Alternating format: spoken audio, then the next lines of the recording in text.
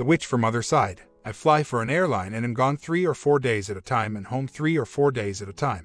I've had suspicions for quite some time that my wife was screwing around. Nothing concrete. She's very good at covering her tracks. A few years ago, I suspected a dirty affair with an older male coworker. She was deleting tons of text from him, started kissing me differently during bonding, when we had it, and just acted different.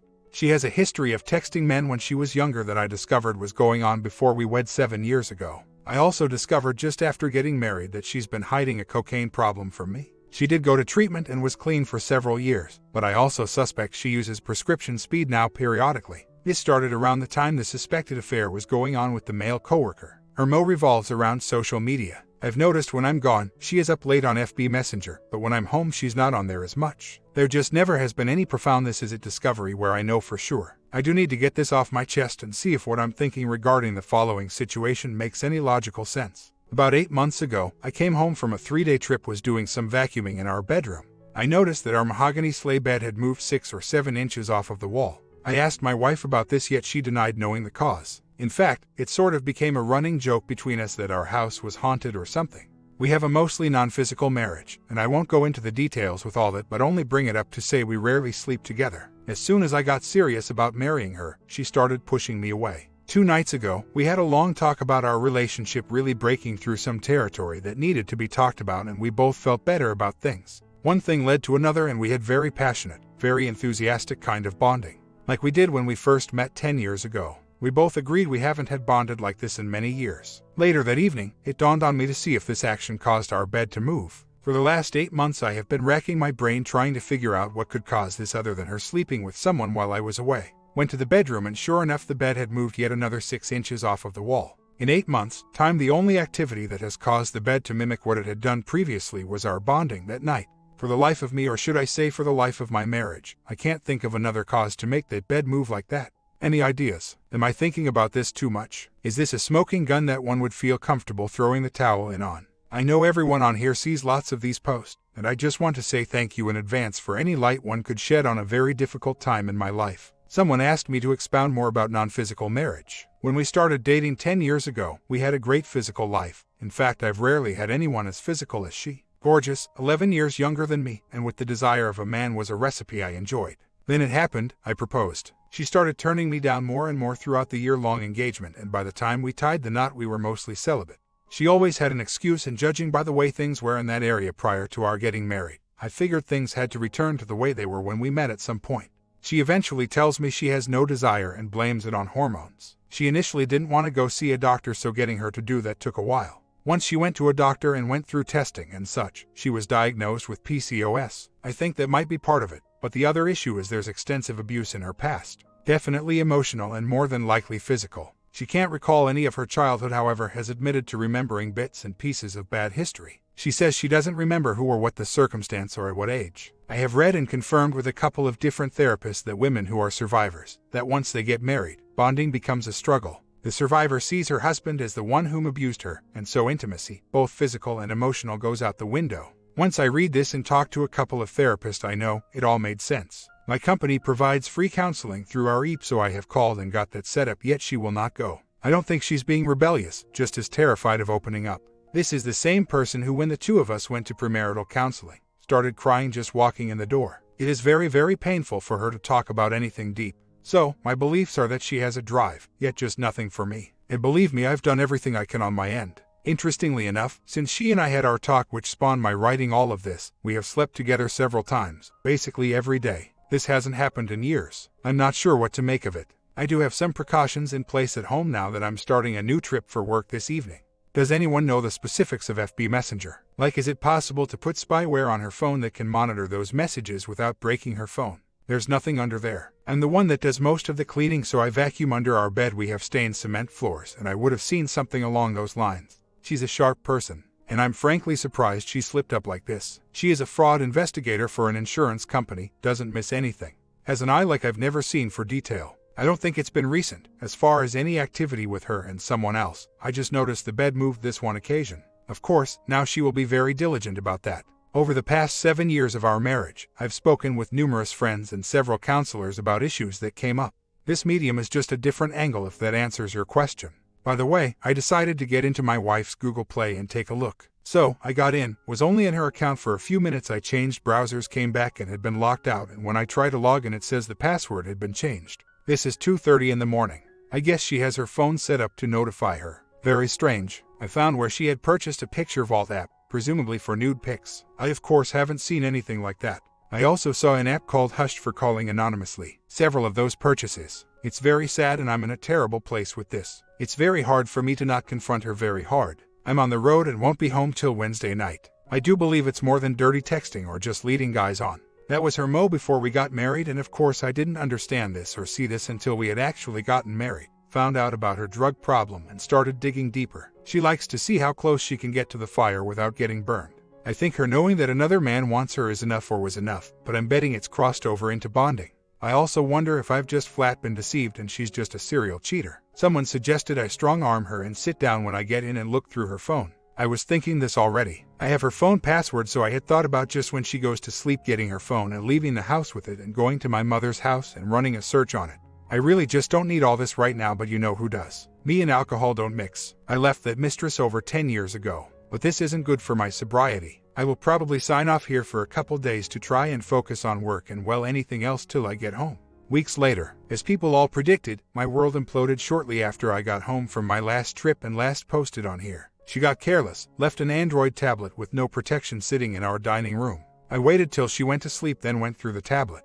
Needless to say, I found plenty of concern. She was using anonymous phone apps to text the OM at first. I didn't understand who it was because she had the number listed under a male friend of ours name. This at first threw me. I photographed everything I found and decided on a plan. I made up a story that the OM had just called me to confess and make amends for sleeping with my wife. I said he sounded really drunk and wondered how he got my number. I used the name of a man I knew she had dated a couple times in the past and slept with prior to us meeting.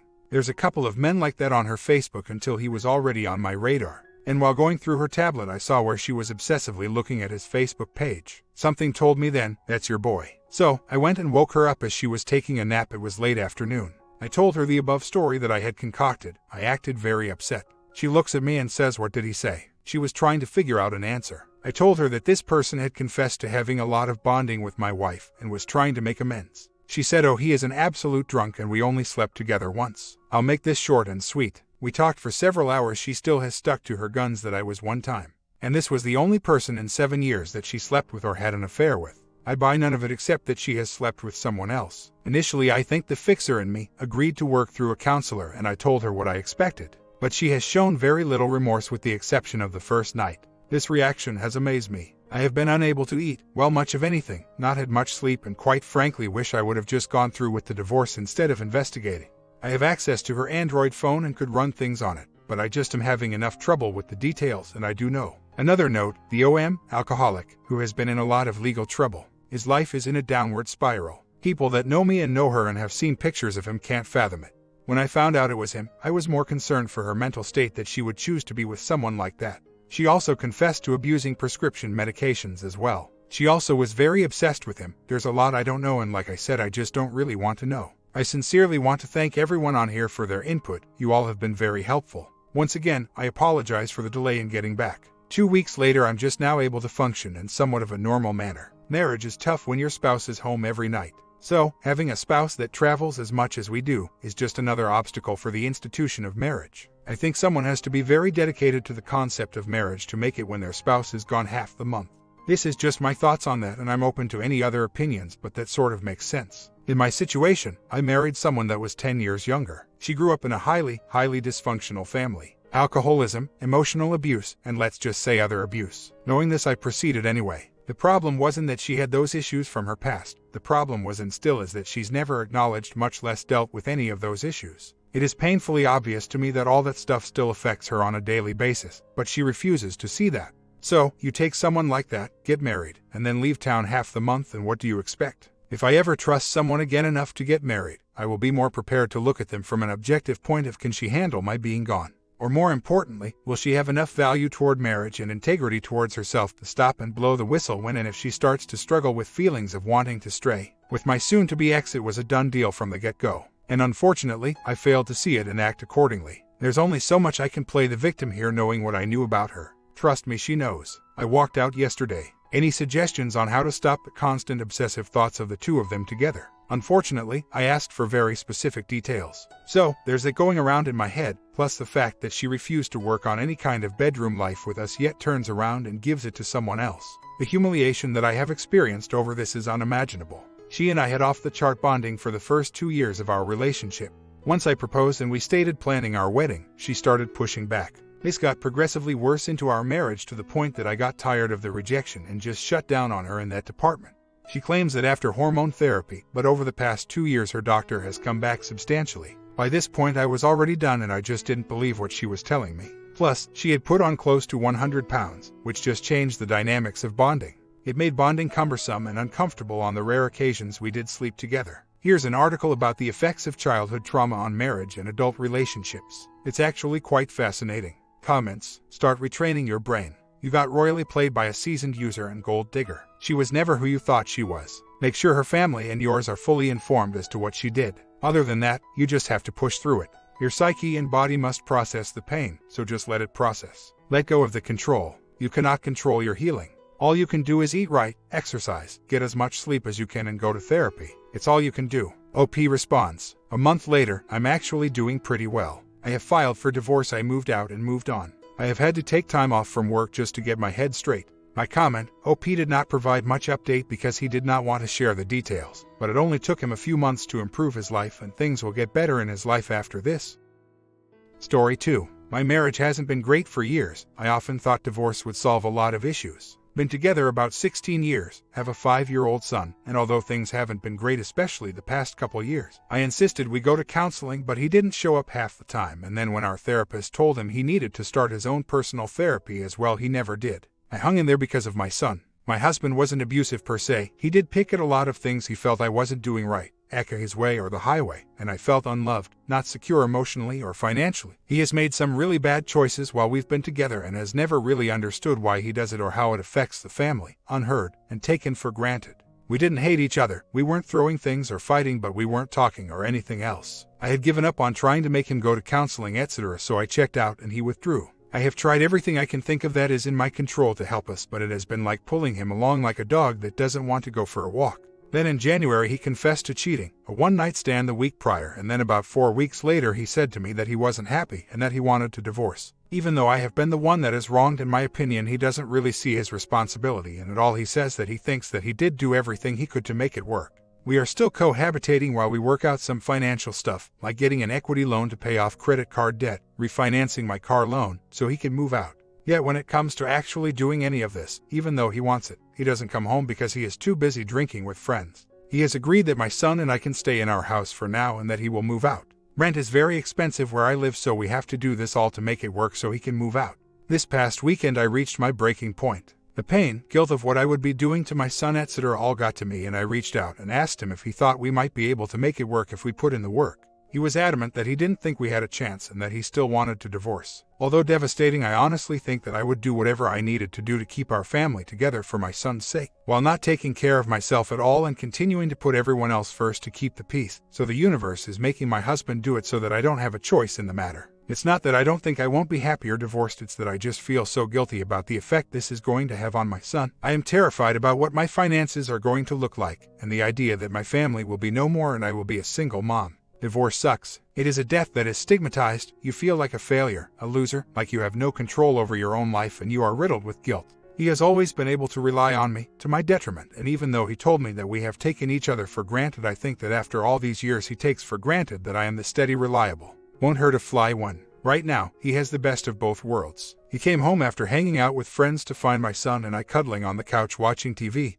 and he joined us like nothing was going on. I find it difficult to be around him and my son because it makes me think about the fact that our family is breaking apart and all my guilt and sadness bubbles up. I don't understand him and how this just isn't bone-crushingly painful for him, but when I confront him about that, he just says that he is hurting too, that everything is going to be okay, and that he's just trying to keep the peace. He actually would probably stay living here indefinitely if I haven't made it a point that I would like him to move out. All I can say is that he is so clueless to what the reality of the divorce will be for him, and especially for my son. How he thinks everything is going to just be okay boggles my mind. Yes, I'm in California, so I will get spousal support, child support. I am lucky though. I have a good job, and with the spousal, child support I can probably make it. We own our home and have some equity in it. Part of me just wants to sell and be done with it, but rent is so expensive that it would be cheaper for me to stay in the house and try to make it. Plus, my son is starting kindergarten in the fall, the school is in walking distance, and that would be one more thing he gets pulled from him. I think right now it would be best for me to stay in the house for as long as possible, even though that means I will have to rely on my husband.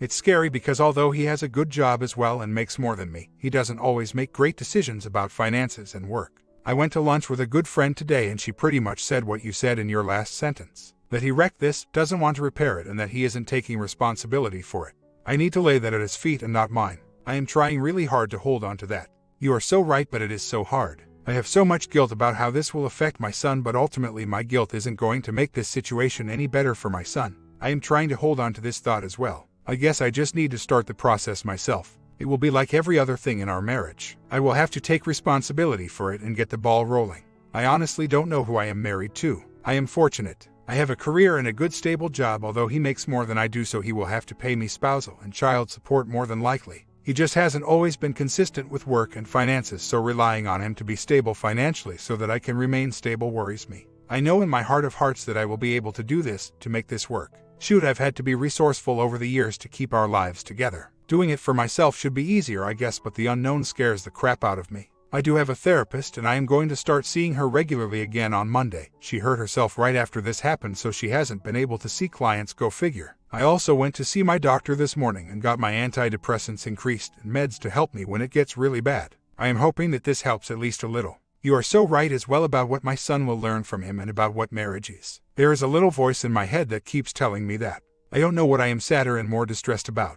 The marriage breaking up or how it is going to hurt my son. Probably how it is going to hurt my son. I feel so guilty for what we are about to put him through. So much so that it often makes me feel an unbearable pain. This is not what I envisioned for his life. I had such a screwed up childhood and I never want my child to hurt like I did. I keep telling myself that it is out of my control, that these are choices he is making and that there is nothing I can do about it. I just hope I start to believe it soon. You are also so right about the fact that he thinks I should take responsibility for the relationship, the house, everything. He acts like somehow this all just happened mysteriously, and yes, you are right, he totally thinks that he tried because he came to a counseling session, picked up our son, or gave him a bath. He has said to me more than once, "What do you want?" It's not like I beat you or anything. He has totally learned this behavior from his father. He is exactly like him to a certain extent. His father has made very poor choices financially and takes no responsibility for anything even now. It is always someone else's fault. His mother isn't much better. There are 6 kids in his family and she told his sister once that her kids should take care of them. Honestly, most of them have had a hard time taking care of their own self and children, because they act just like their parents. The only reason my husband is any different than his siblings is because he hitched his wagon to me and I have been the one to work my butt off over the years for everything we have today. Without me we wouldn't have most of what we have now. But of course, he doesn't see it that way. You are also right about how many years down the road. I have thought about that. Do I want to be doing this when I am 10 years older? Heck no. And that's probably what would happen because I have wanted him to change for 15 years and nothing has changed his behavior, maybe temporarily, but nothing consistent, and I have tried to do everything that I am in control of to do that. I know that I need to do this for me and my son. It just hurts so badly that at times it is so unbearable that I want it to just end. One of the few things that is keeping me together, small sliver by sliver building me up so I can be stronger. In my heart of hearts, I do feel that my son will be okay. I worry that he won't, not necessarily rational fact-based worry though, especially because I know I will do whatever it takes to make sure that he gets what he needs, unlike my STBX.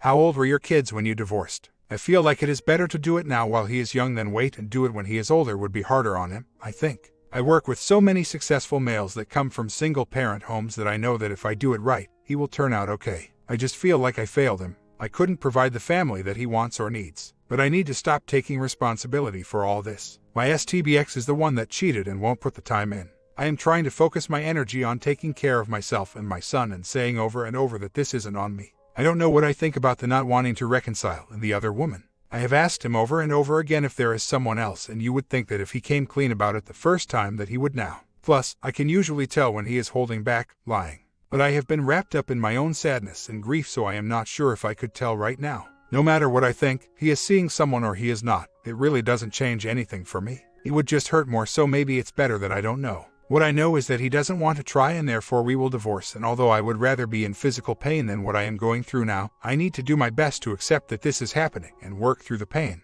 Sometimes I don't know who I am angrier at about the situation, him or me. Why do we pass up red flags and put up with all this crap? We got together pretty young and were married a little over a year after we got together. So, I can say that I certainly have changed a lot in the past 15 years plus. And I think this is part of his problem. I started to not take care of so much, especially once my son was born. It literally just became too much, and at this point I had been in therapy and had actually started to think I deserved better. Our couple's therapist just told me this a couple weeks ago as well. If I didn't have a child with him, then I don't think this would be so heart-wrenching, but you and everyone around me keeps telling me the same thing. That my son will be okay, and that although this is hard, it will be better for us both in the long run. If I am the stability in my young son's life, then I need to take care of myself and be at my best so I can take care of him in the best way. Many people have posted that the reason he doesn't want to work it out is because he is either playing the field or seeing someone. He tells me he isn't, but at this point I don't believe anything he says really. I honestly don't want to know. I don't need to know. It won't make a difference. It will only cause me more pain, so I am going to leave that alone. I like the idea of pouring my energy and concentration into what is good for me. I am really going to take that to heart and try to concentrate on that instead of all his crap and obsessing about all the things that will change. Fears, etc. I don't want to be bitter, angry, or depressed anymore, and that's what I had resigned to being for a long time. Not engaging with my son. Just checked out. One silver lining is that I have been doing more quality things with him because I don't feel like I have a weight around my neck. I just wish the pain in my heart would go. Even though I don't completely believe it yet, I just keep trying to convince myself that I can make it through this and that it will be okay. I am going to try my best to hold on to this anyway. I am sorry that you are going through these trials as well. Please let me know if you need to vent, etc. I think we all can use all the support we can get. I went to see an attorney today to figure out what I need to do. You are right, I need to get things going. I feel like I make 2 steps forward and then get kicked in the gut and thrown back. I am in counseling, and I found a support group to go to twice a month about an hour away from my home. The drive sucks, but it gives me time to think, cry. I've only been once, and all I can say is that although I was glad I went, it ultimately made me feel like I needed to do things like yesterday based on many of the other women's experiences. I get everything you are saying about stopping the pain from sticking around, but I can't seem to make that happen. I have been through some stuff in my life: poor dysfunctional family, abusive parents, verbal and physical. Both parents are deceased. My dad died while I was in high school, pulled myself up from poverty and put myself through college, and became a respectable member of society all by myself. I have always been stronger than my other siblings and extended family, but I can't shake this. Any other time in my life I have been able to push through, put the pain on a shelf, and get what I needed to get done. This is different. I don't know if it's because of my son. I am feeling a lot of guilt about our situation, even though I realize it isn't my fault, or because of the cheating or what. I am completely freaked about what is going to be the best decisions for the future. It all has me overwhelmed, frozen stiff, and scared. I decided that I wanted to sell the house and actually told my STBX a couple nights ago. He was surprised. It made me feel good, like I was in control for a bit. But then last night he says he wants to keep the house and try to buy me out. This is a pipe dream. He doesn't have the money, but he wants to keep it, so he is going to try. I told him he can do whatever he wants as long as he pays me the money to buy me out.